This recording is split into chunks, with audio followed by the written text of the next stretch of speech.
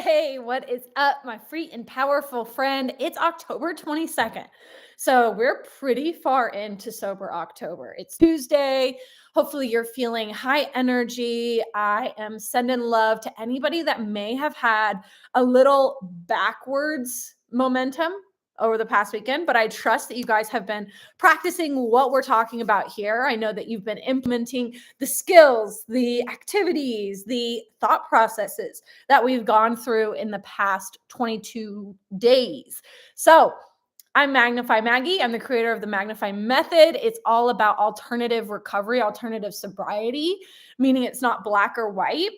It's catered to your goals. And even if those goals are moderation, I know how to get you there. And Magnify is a system that is rooted in the science of success and the laws of achievement, as well as self-image psychology. And that's a little bit about what we're going to talk about today. Self-image psychology when it comes to our drinking and why we use our alcohol consumption. What is the function of our drinking, right? And so I was thinking really deeply, and this is something that I talk about with clients, is the function of our drinking, especially when we see alcohol as our confidence booster, that liquid courage. And it can be very easy to use alcohol for confidence, for a little bit of that social lubricant.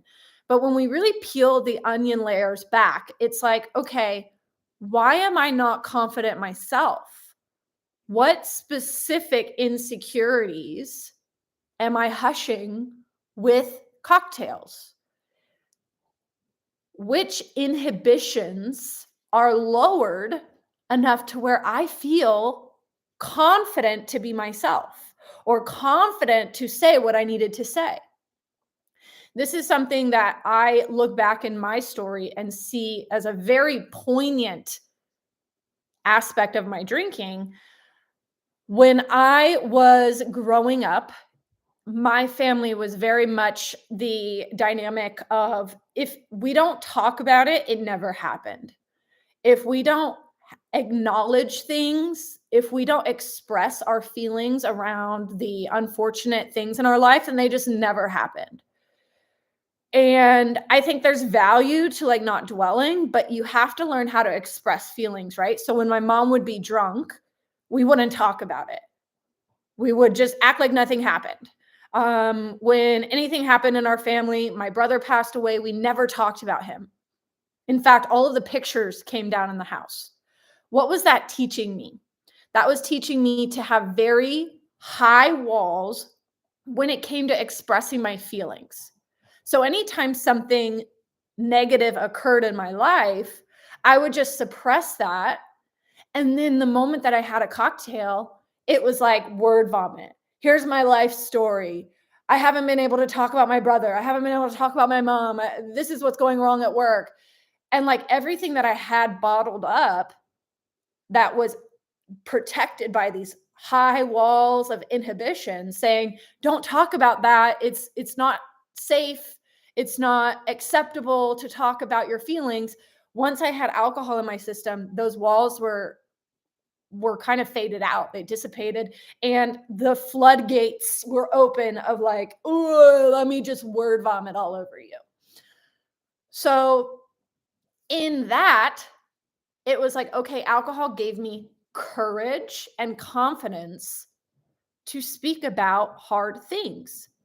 I was inhibited to express and be with my own emotions when I was alcohol free, when I was sober. Over time, I've had to learn that without alcohol, this is how I talk about hard feelings. This is how I express my emotions in the moment. Instead of worrying that my emotions will make somebody else mad, I worry about my opinion of myself. If I don't express these emotions, I'm going to be bottling them up.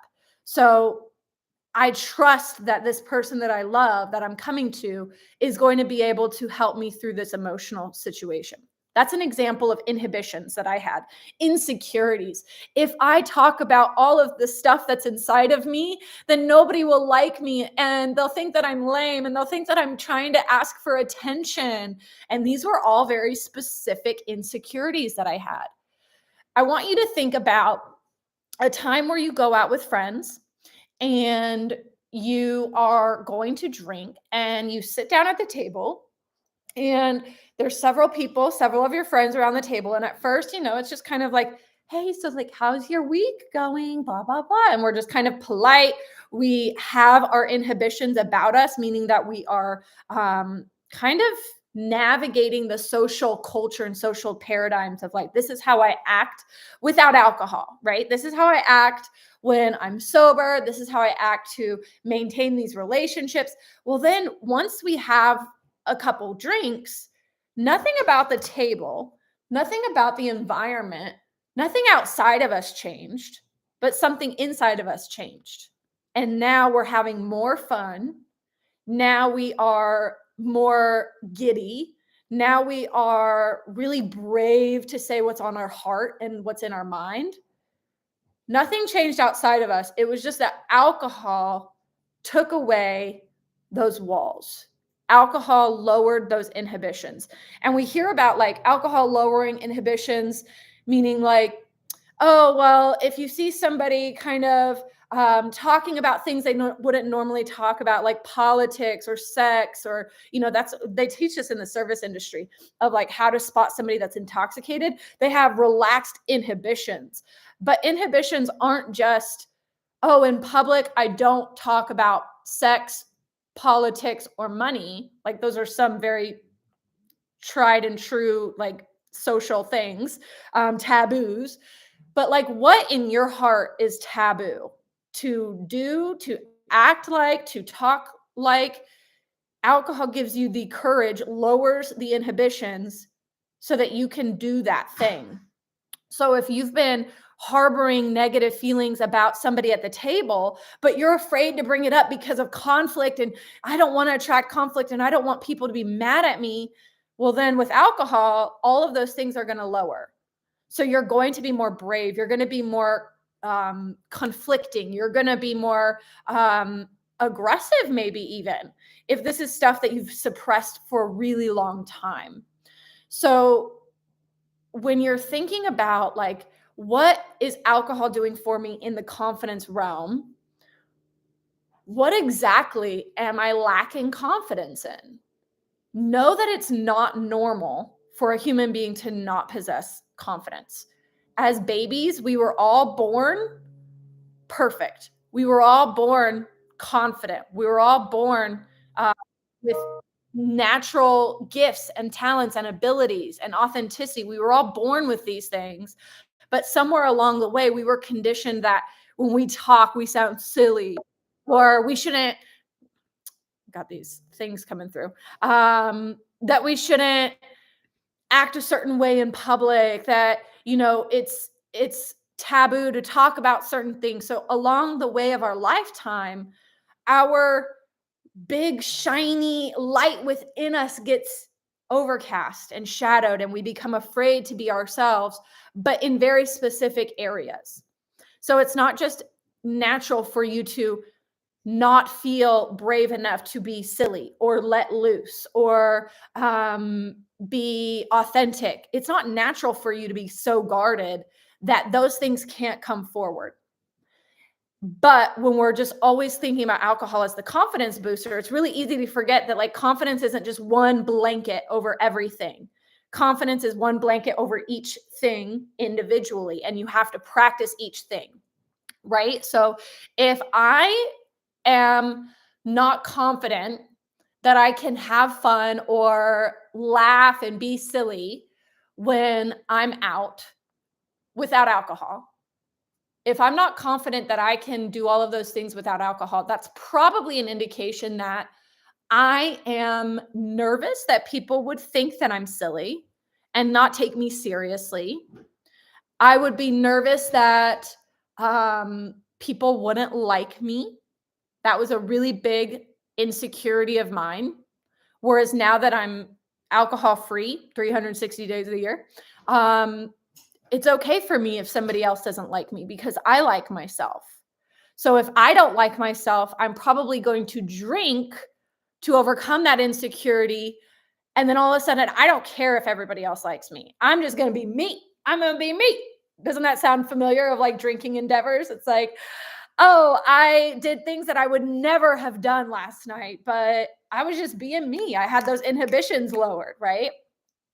If you're afraid or if you're not confident that you can be again silly, but like let loose in a different way. So I'm thinking about a comment that I had on TikTok yesterday, and this audience member said, "I'm very uptight without alcohol.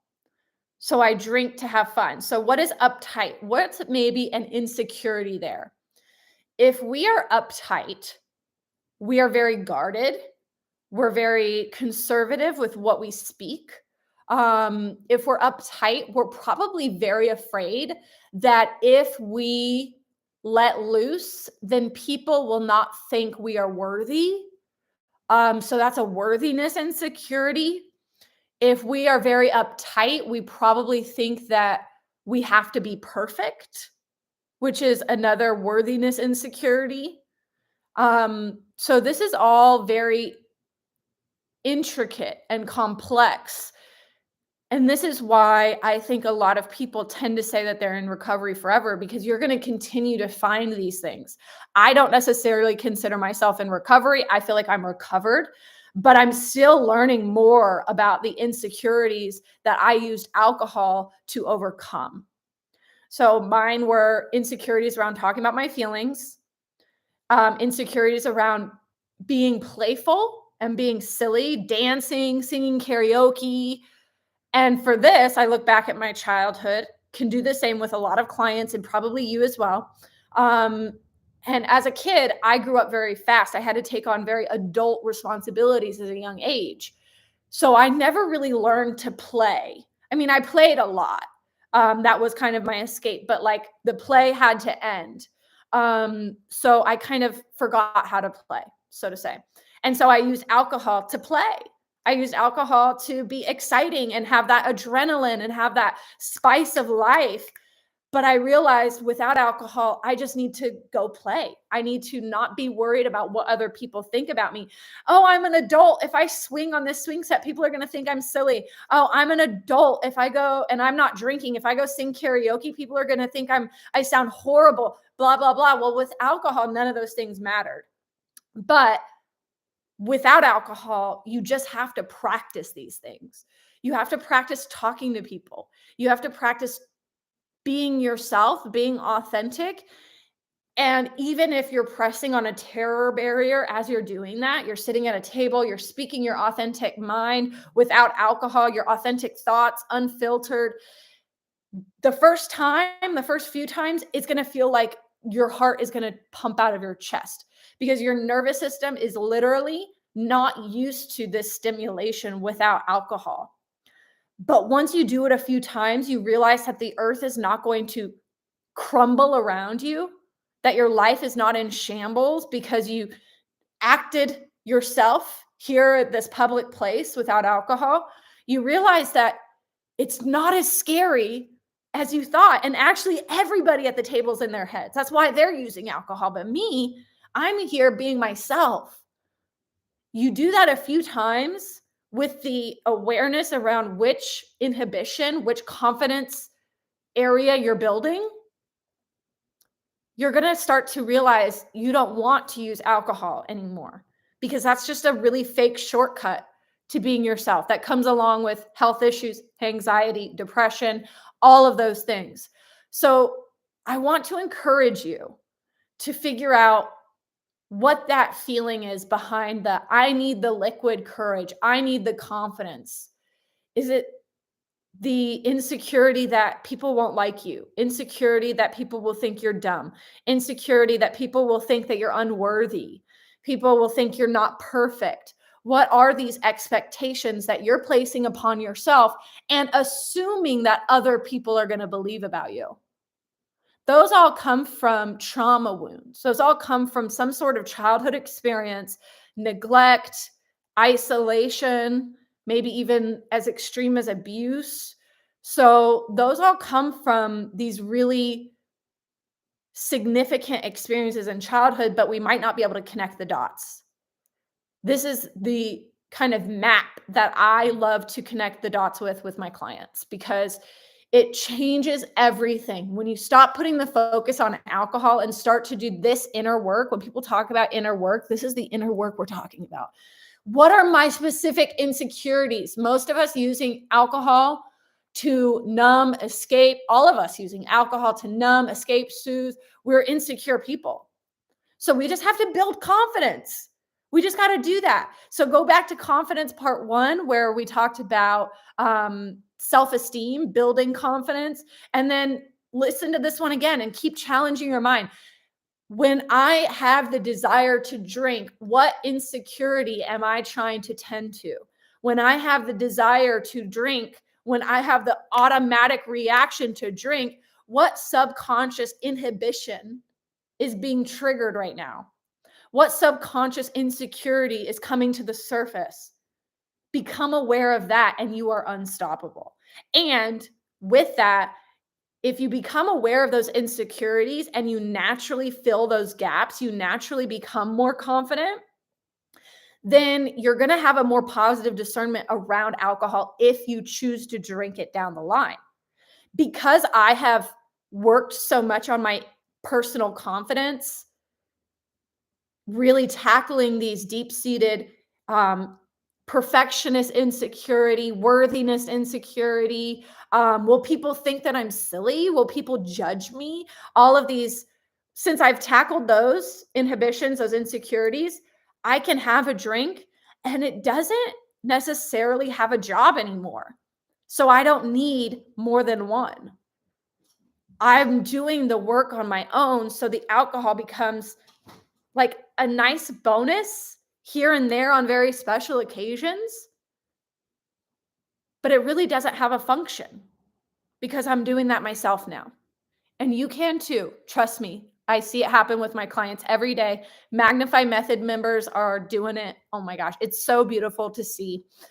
Let me know if you have any questions. Let me know if you have any aha moments of your insecurities that you are trying to cover up, insecurities that you're trying to heal or hush away with alcohol. What are those inhibitions that lower so that you can be more colorful, more dynamic? And how can you be more colorful and dynamic without alcohol? How can you play now as an adult? How can you say what you need to say? How can you express feelings that you have, even if they're uncomfortable? How can you practice that so that you take away alcohol's power, AKA its function? You start doing that on your own. So if you decide to drink down the line, you have a natural governor. You have a natural control system saying, yep, I mean, that's pretty much it. I'm not trying to get drunk anymore because I like myself. This is the natural, I would say, antidote to problematic drinking.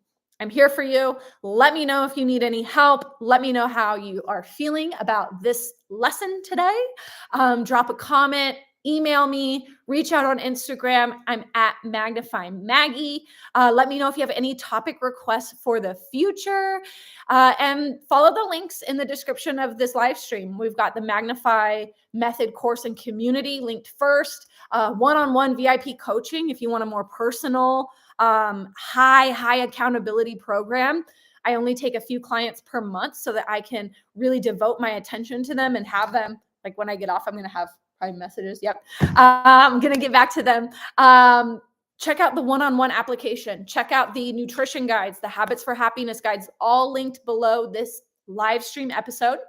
And reach out. Let me know how everything's going. I hope you are not giving up. You are not jumping ship. You are not giving up on Sober October, no matter what has happened up to this 22nd day of October. Reclaim your goals. Remember your why. Count the aha moments and do different. Think different to drink different or never again. It all goes down in your mind. You have the power. You are free and powerful. You are one badass. So go work on those insecurities. Go practice the things that you need to practice so that you don't need alcohol to fill that void or hush that insecurity. Lots of love. I'll talk to you soon. Bye.